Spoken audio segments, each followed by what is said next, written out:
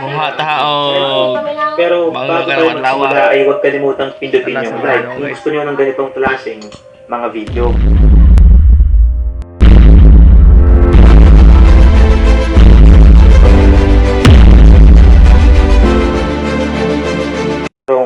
Nanay, tatay. Bangga.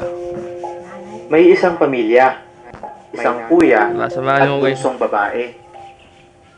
Ang nanay nila ay kagaya ng ilang gusto niya laging mataas ang grades ng kanyang mga anak. At gusto niya na laging malinis at nasa ayos ang bahay nila. Kamarkada, mahilig sa sugal. Gumagamit ng pinagbabawat at kapag bahagi ng Ayan guys to, tagko lang yung mangga dito guys to. imbis na maawa, ay pinagalitan niya pa ito.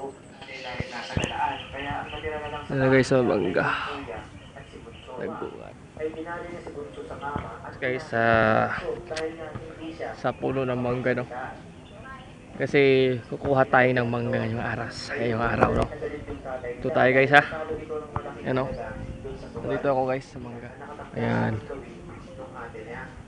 Mangga yan. pagkamali ay hindi ng limbo. Isa, dalawa. Nagagay mangga guys oh. Isa yung pula mga kaibigan ay naghihingi siya ng kape at tinapay para handa sa sarili nito lamay. Pamilya. So ito tayo na sa taas no. Ay isusumpa niya ang mga ito na sumunod sa kanya dun sa hupay. Ayan.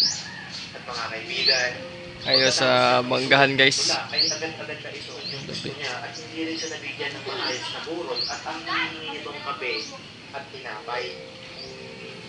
Pinalibig na agad nila yung bunso at nagsabi dahil hindi nasunod ang gusto ng bunso ay nagkatotoo ang sumpa nito sa kanyang namatay. Subukan mo bang laruin ang nanay-tatay noong ikaw ay bata pa?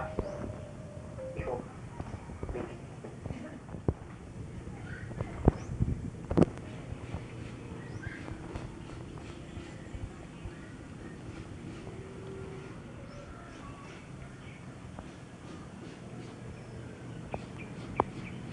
Magandang araw po sa NEP.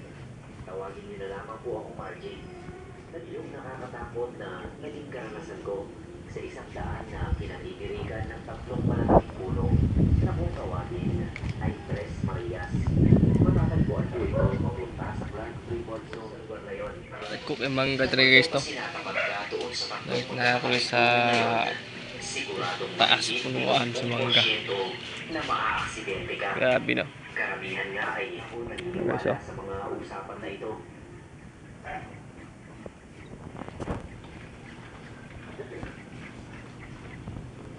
Para sa akin kasi, nasa driver lang talaga ang problema kapag nagkakaroon ng aksidente. Katwiran ko pa nga ay wala namang kinalaman yung tatlong malalaking punong yun dahil hindi naman yun gumagalaw mula sa pwesto nila. Natatawa pa nga ako kapag sinasabi ng iba na may mga masasamang espiritu raw na nakatira doon at nagpapakita lalo na kapag gabi. Mataas. O kung ano-ano pang kwentong katatakutan.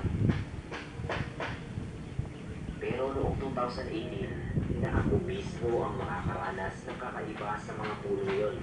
Dahilan para paniwalaan ko ang mga kwentong dati ay hindi ko pinaniniwalaan.